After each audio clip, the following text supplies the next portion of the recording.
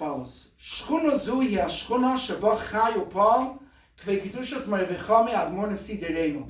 This is the shchuna that my father-in-law lived and was active in his 10 years of his life, and the Rebbe highlights the last 10 years of his life.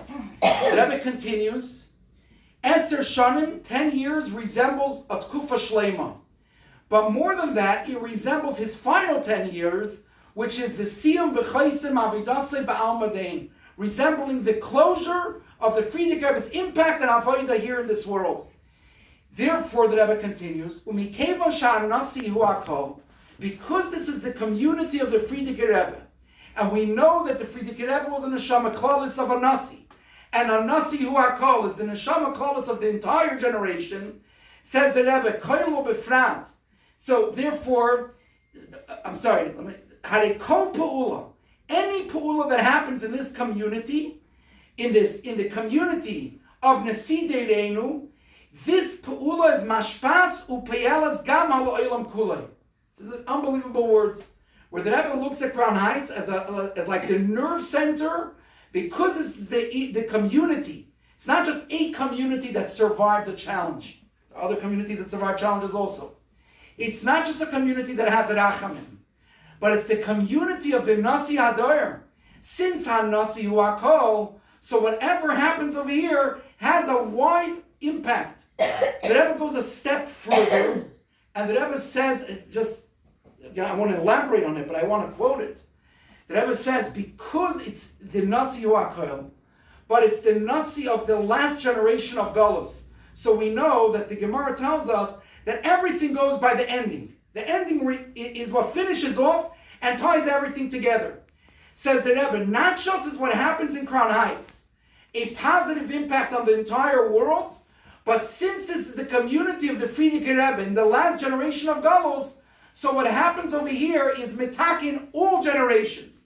Now the Rebbe over there was referring to the importance of having shalom in Crown Heights, that having shalom in Crown Heights will have somewhat of an impact in ways that we cannot explain, of the way humans affect each other without communication, that if we can get over our own differences here in Crown Heights, it will help inspire many communities around the world.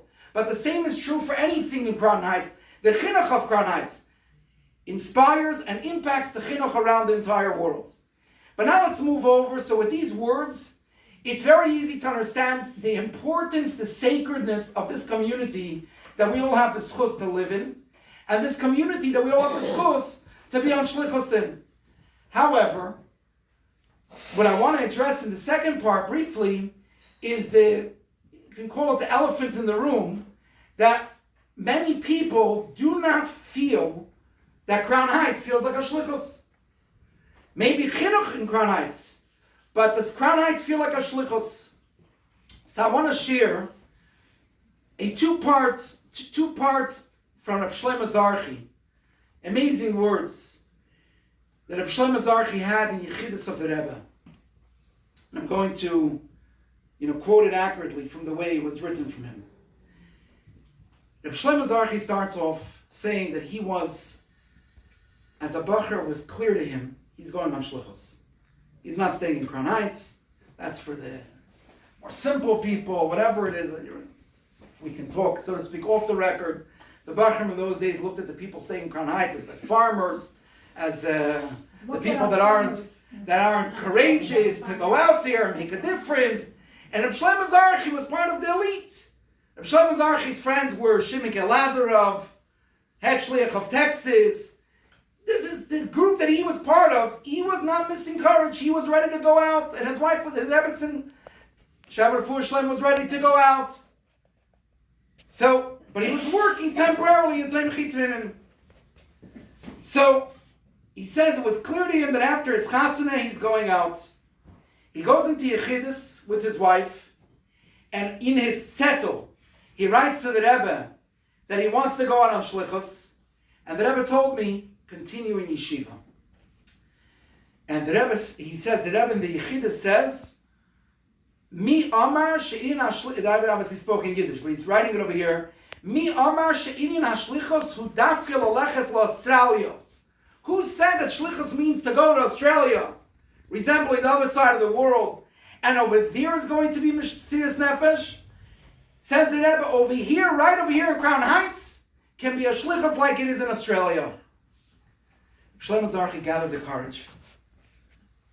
Shlomo Zarchi, it wasn't just he was looking to be on Shlichus. He wanted to be Shlichus Shalom K'maisei.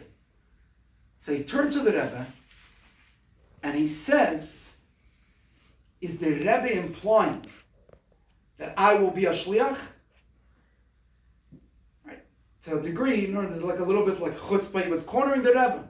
Okay, idealistically, you're talking about who said you have to go to Australia. Over here you can have Shlichus. Bottom line, am I a Shliach? Says the Rebbe got serious.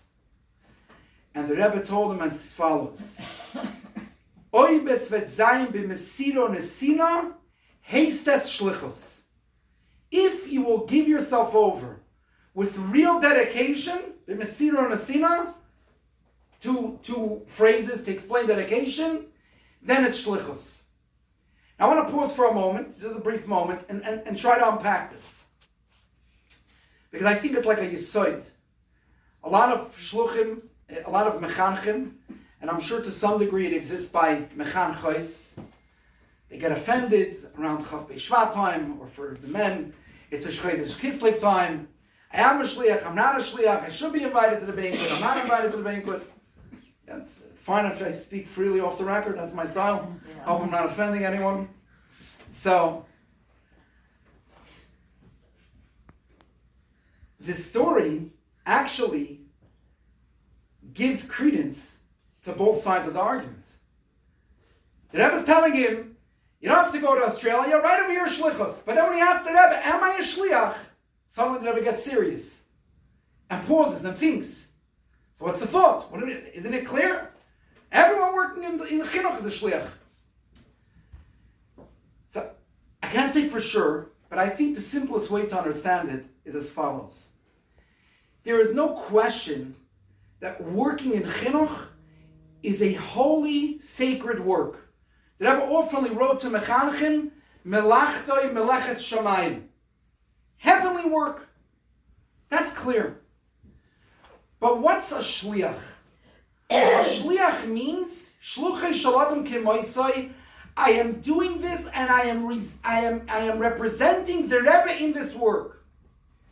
To say that every person that goes into the field of Chinuch is representing the Rebbe, there are in Klal Yisrael, in every community, Lubavitch and outside Lubavitch, Hasidic, Litvish, and Orthodox, you have people that are committed to live higher and to dedicate themselves to Chinuch.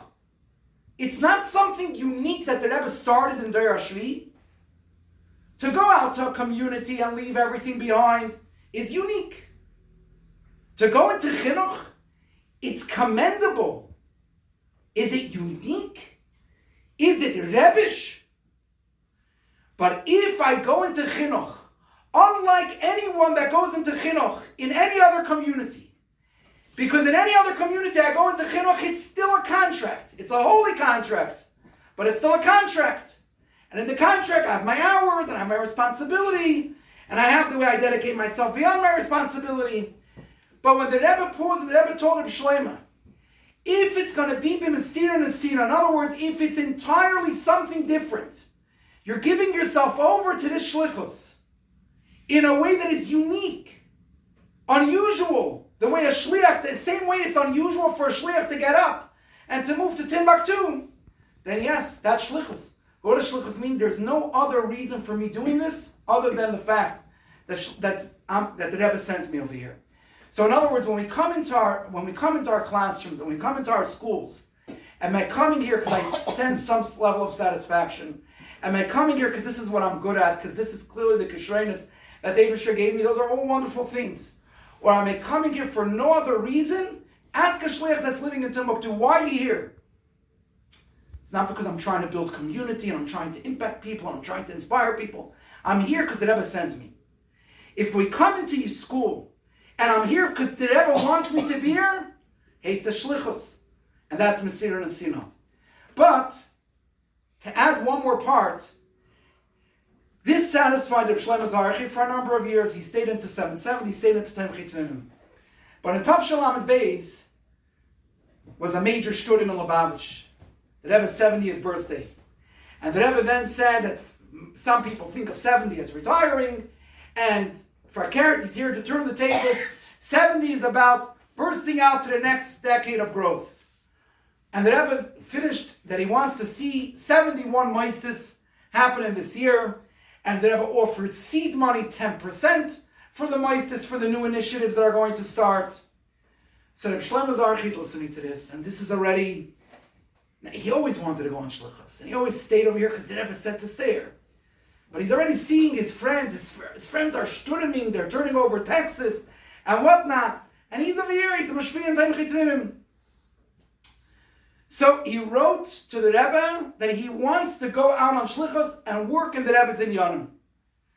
For 3 months straight, the Rebbe didn't answer him. Tav Shalom Beis. It bothered him a lot.